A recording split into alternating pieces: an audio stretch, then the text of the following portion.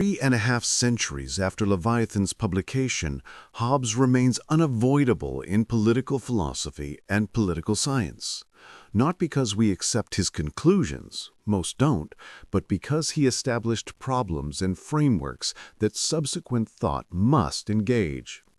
First, Hobbes fundamentally transformed the question of political legitimacy.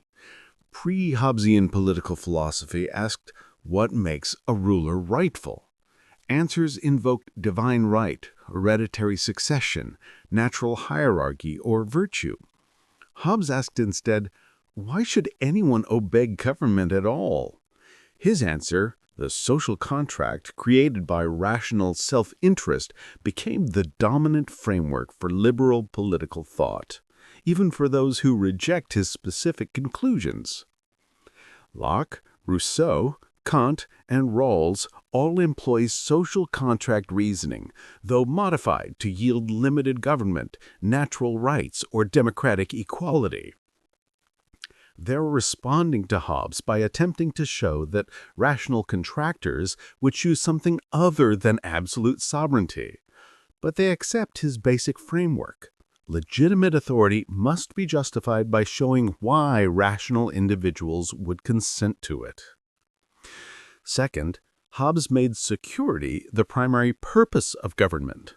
Not salvation, not virtue, not glory, not the good life, just preventing violent death and maintaining order. This seems minimal, but it's revolutionary. It shifts political philosophy from asking what is the good life and how do politics enable it, to asking how do we maintain stable order, allowing people to pursue their own conceptions of the good life. This separation of political order from comprehensive moral or religious doctrines becomes foundational for liberal political thought. The state doesn't tell you how to live well, it provides security within which you can pursue your own vision of the good life. This is the philosophical foundation for religious toleration, moral pluralism, and limited government. Third, Hobbes revealed what we now call the problem of sovereignty. Who has final authority when authorities conflict? This problem haunted England's Civil War and haunts political systems still. When the Supreme Court conflicts with the executive, who decides? When international law conflicts with national sovereignty, which prevails? When state governments conflict with federal authority, who has final say? When individual conscience conflicts with democratic majorities, what takes precedence? These are fundamentally Hobbesian questions about ultimate authority. Modern constitutional systems attempt to answer them through procedural rules, judicial review, and federalist structures. But Hobbes would likely argue that these solutions work only because some authority, whether the Supreme Court, the Constitution itself, or popular sovereignty, functions as the practical sovereign, even if we don't acknowledge it explicitly. Fourth, Hobbes forced political thought to confront the tension between liberty and security. Every debate about surveillance, emergency powers, detention without trial, or restricting civil liberties in response to terrorism is essentially a debate about the Hobbesian trade-off. How much liberty should we sacrifice for security? Can we have both effective protection and robust freedom? Post-September 11th debates about the Patriot Act, extraordinary rendition, enhanced interrogation, and NSA surveillance programs are Hobbesian arguments transported to the 21st century. Those emphasizing security often sound Hobbesian. Extraordinary threats require extraordinary powers, and protecting citizens justifies limiting liberties. Those emphasizing liberty respond that Hobbes was wrong. We can have security without absolute power, and absolutism itself becomes a threat. Fifth, Hobbes pioneered the scientific study of politics. By attempting to ground political philosophy in human nature studied empirically rather than in moral ideals or divine commands, he helped create political science as a distinct discipline. His mechanistic view of human beings as matter in motion, driven by appetite and aversion, prefigures modern behavioral and evolutionary approaches to politics. Contemporary political scientists studying rational choice, game theory, public choice economics, or evolutionary psychology are Hobbes's intellectual descendants, even when they don't realize it. The idea that political outcomes can be explained and predicted by analyzing individual incentives and strategic interactions originates substantially with Hobbes. Sixth, Hobbes identified what we now call collective action problems and the difficulty of cooperation under anarchy.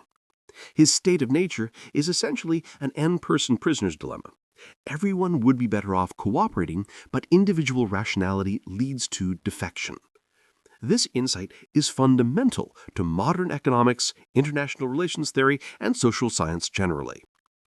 The realist school of international relations, which views states as power-seeking entities operating in an anarchical international system resembling Hobbes's state of nature, draws directly on Hobbesian logic.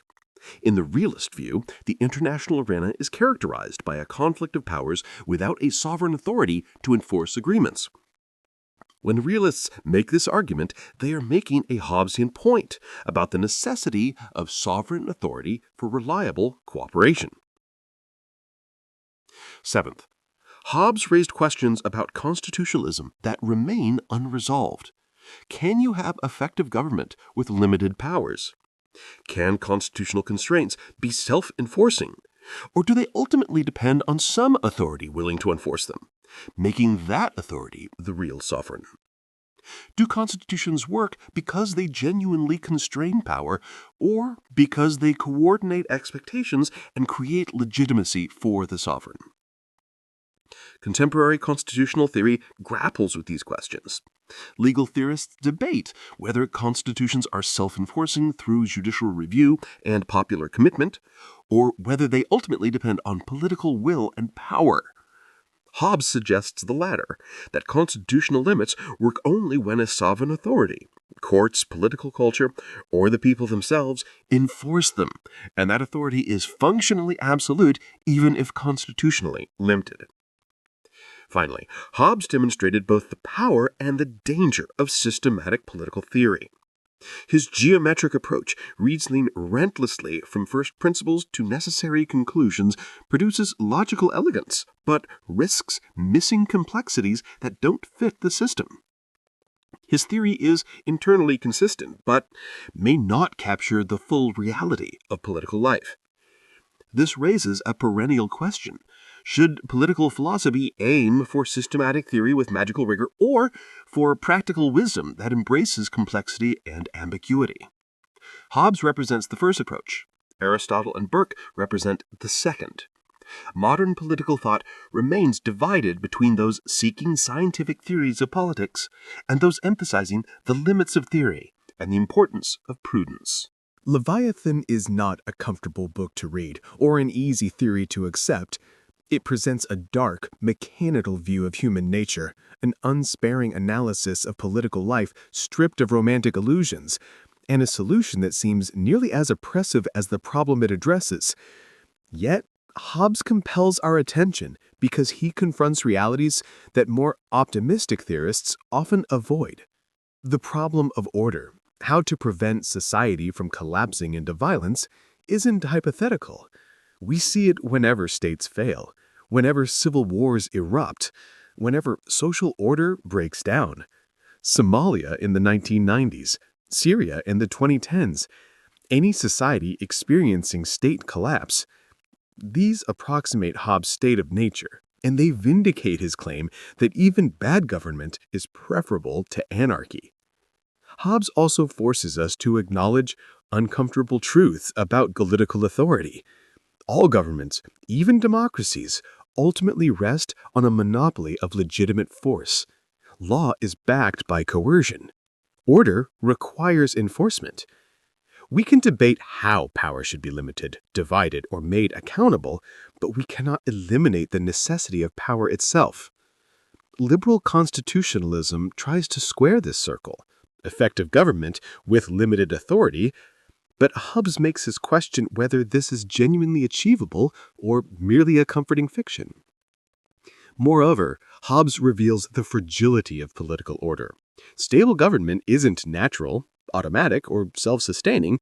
It's an artificial achievement, constructed through human will and maintained through constant effort.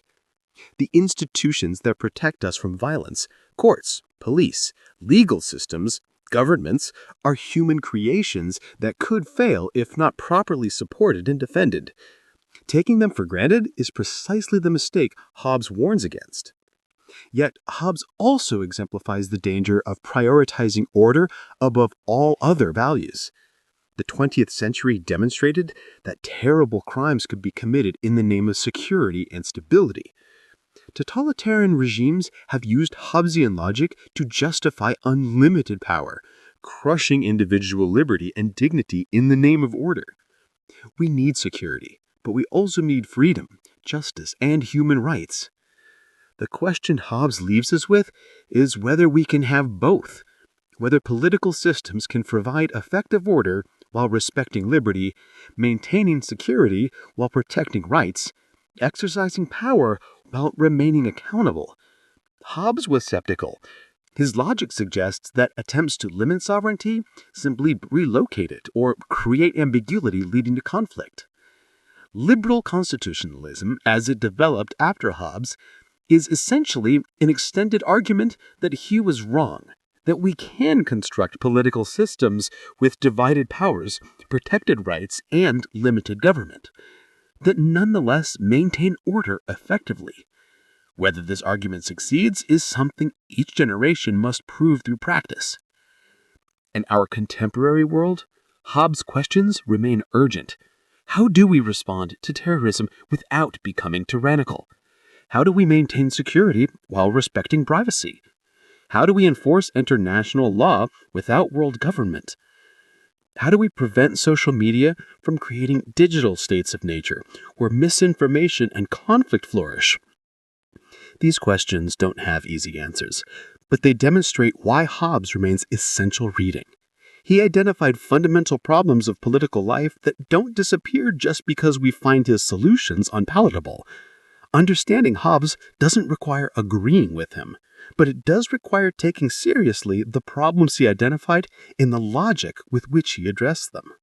Perhaps the deepest lesson of Leviathan is this: political order is a precious and precarious achievement.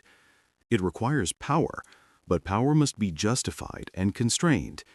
It requires authority, but authority must be legitimate and accountable. It requires security, but security must not extinguish liberty.